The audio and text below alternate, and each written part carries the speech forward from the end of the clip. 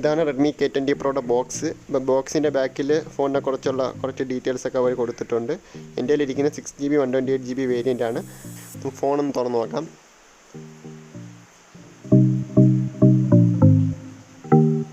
ഫോണിനകത്ത് ആദ്യം ഇരിക്കുന്ന ഒരു സിം ജിറ്റർ പിന്നാണ്. പിന്നെ അതിൻ്റെ കൂടെ ഒരു കേസ് കൊടുത്തിട്ടുണ്ട്. കേസ് എന്ന് വെച്ചാൽ മുമ്പുള്ള റെഡ്മി ഫോണുകൾ വെച്ച് കമ്പയർ ചെയ്യുമ്പോൾ ഒരു വെറൈറ്റി കേസാണ് ഇത് കൊടുത്തിട്ടുള്ളത്. ട്രാൻസ്പെറൻ്റ് അല്ല, ഒരു ഹാർഡ് കേസാണ് ഒരു ഫോണിൻ്റെ കൂടെ ഉൾപ്പെടുത്തിയിട്ടുള്ളത്. പിന്നെ അതിനകത്തുള്ളത് കുറച്ച് പേപ്പർ വർക്ക്സ് ആണ്. നമുക്കത് മാറ്റി വയ്ക്കാം. അടുത്തതായിട്ട് വന്നിരിക്കുന്ന ഫോണാണ്. നമുക്ക് ഫോൺ ജസ്റ്റ് ഒന്ന് എടുത്തു വെക്കാം. നമുക്ക് ബാക്കിലെ സ്റ്റിക്കർ മാറ്റാം. സ്റ്റിക്കർ മാറ്റിയപ്പോൾ ഒരു വ്യത്യസ്തകരമായ ലുക്കാണ് ഫോൺ തരുന്നത്. ബാക്ക് ഭാഗം കണ്ടാൽ തന്നെ ലൈറ്റ് അടിക്കുമ്പോൾ വല്ലാതെ റിഫ്ലക്റ്റ് ചെയ്യുന്നുണ്ട്. പിന്നെ ഓവറാൾ നോക്കുമ്പോൾ നല്ലൊരു ബിൽഡ് തന്നെയാണ് റെഡ്മി K20 Pro കൊടുത്തിരിക്കുന്നത്. ഓവറാൾ വലിയ വെയിറ്റ് ഇല്ല, നല്ല കയ്യിലിരിക്കുമ്പോൾ നല്ല സേഫ്റ്റി ഫീലാണ് നമുക്ക് തോന്നുന്നത്. നല്ലൊരു ബിൽഡ് തന്നെയാണ് ഷവോമി മെയിൻറ്റെയിൻ ചെയ്തിട്ടുള്ളത്. നമുക്ക് ഫോൺ അങ്ങോട്ട് മാറ്റി വയ്ക്കാം.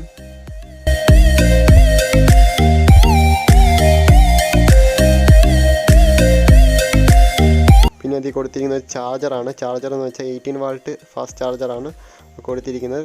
കൂടെ തന്നെ ടൈപ്പ് സി കേബിളും അവർ ബോക്സിനകത്ത് ഉൾപ്പെടുത്തിയിട്ടുണ്ട്. നമുക്ക് ഫോണിൻ്റെ പവർ ഓൺ ചെയ്ത് നോക്കാം.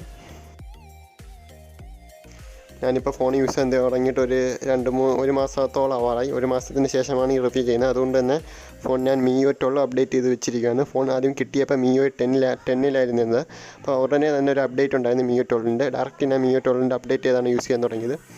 അതാ ഫോൺ ഓണായി വന്നിട്ടുണ്ട്. നമുക്ക് ഇനി ബാക്കി ഫോണിൻ്റെ ഡിസ്പ്ലേയെ കുറിച്ചുള്ള ഫീച്ചേഴ്സ് പറയാം. ഇപ്പോൾ ഡിസ്പ്ലേ കൊടുത്തിരിക്കുന്ന 6.39 ഇഞ്ചിൻ്റെ full HD plus super AMOLED display ആണ്.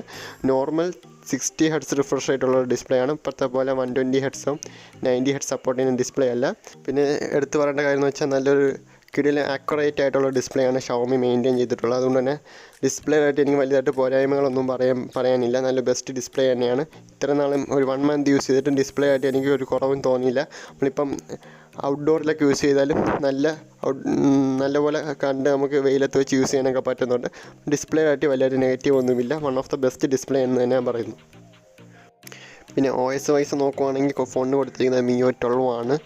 And based on Android 10 version കൊടുത്തിരിക്കുന്നത് നല്ലൊരു OS തന്നെയാണെന്ന് പറയുന്നു. വലുതായിട്ട് നെഗറ്റീവ്സ് ഒന്നും പറയാനില്ല. പക്ഷേ കുറച്ച് ആഡ്സൊക്കെ നമുക്ക് ഇടയ്ക്ക് കാണാൻ പറ്റുന്നുണ്ട്. അവരുടെ ബ്രൗസർ അങ്ങനെയുള്ള വെബ് ബ്രൗസറിൽ മാത്രം കുറച്ച് ആഡ്സ് കാണാൻ പറ്റുന്നുണ്ട്. ക്യാമറ വൈസ് നോക്കുവാണെങ്കിൽ ഫോണിന് ബാക്കിൽ ട്രിപ്പിൾ ക്യാമറ സെറ്റപ്പ് ആയിട്ടാണ് വന്നിരിക്കുന്നത്. 48 MP primary camera, 30 MP ultra wide angle, 8 MP telephoto ലെൻസും പിന്നെ കൂടാതെ തന്നെ സെൽഫിക്ക് വേണ്ടി 20 MP ടെലിഫി ഷൂട്ടറും കൊടുത്തിട്ടുണ്ട്.